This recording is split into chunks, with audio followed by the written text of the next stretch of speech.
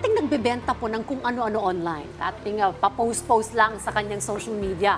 Aba ngayon, may-ari na po siya ng isang Filipiniana at barong clothing business at kumikita na siya ng malaki, si Jans de la Cruz.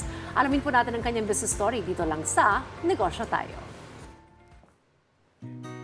Ang Filipiniana ay isang tradisyonal na kasuotan ng mga kababaihan sa Pilipinas.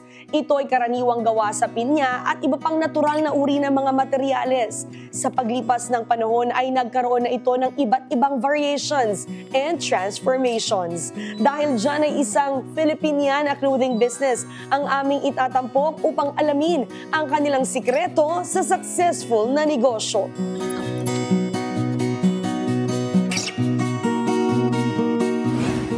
How did you start with Jans de Cruz Apparel?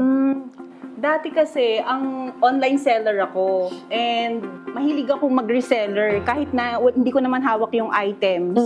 Gusto ko, ipopost ko siya. Umuwi kami ng Bulacan, ganun yung business nila sa Barong. Nag-post ako ng Barong, tapos hindi ko na malayan na ang laki pala ng order niya sa akin na Barong. Usually kasi, isa-isa lang naman yung nag-order and one time, nag-order siya ng almost 200 pieces. Wow! During the pandemic, all businesses were going down. Saan naman nila gagamitin ang mga Barong at Filipiniana? Nung time na yon, ganun din ang naiisip ko kasi ang market pala ng Barong is buhay and sa patay. So, yun ang gumagamit ng Barong nung time na yon. How much was your capital when you started? Nag-start kami siguro sa mga nasa 2 million. 2 million pesos. Did you get your ROI right away? Yes. Ang galing. Oo, kasi ang nag-order na sa amin yan is yung mga leading malls. Ano ba yung mga mako-consider mo na hindi mo makakalimutan, unforgettable moments with your husband doing this business together? Yung naghahanap kami ng budget or capital kasi ang lakas ng loob namin talaga na kaya namin to. Nag-order yung mall ng 2,500 pieces na Barong. Hindi namin alam kung paano kami mag-i-start. Dahil sa mga kaibigan namin na tumulong sa amin during that time, na itaguyod naman namin and then na-serve naman namin sa mall yung kailangan nila.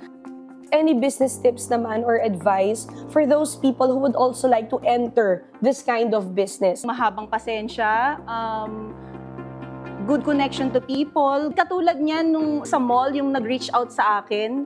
Kasi yung isang person doon na nakausap ko, nangangailangan siya ng Barong para sa anak niya. Sabi ko sa kanya, hindi, sige, wait lang natin, i-deliver din. And no, sige, kailangan puntahan ko na. And then a year later, yun palang person na yun. Siya pala yung contact dun sa mismong... Wow. Yes. So that's where good connection comes in. That's wherein you take care of relationships together with your customers na talagang dapat inaalagaan natin sila. Oo. And mag-start ka lang talaga sa reseller kahit wala kang capital, wala kang capital, magkakapera ka or meron kang source of income.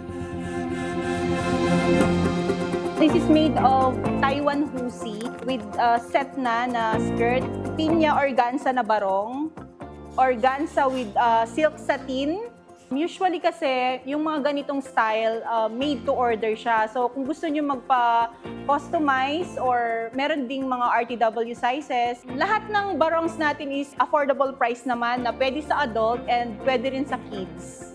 Suportahan po natin ang gawang Filipino, tangkilikin natin ang sariling atin.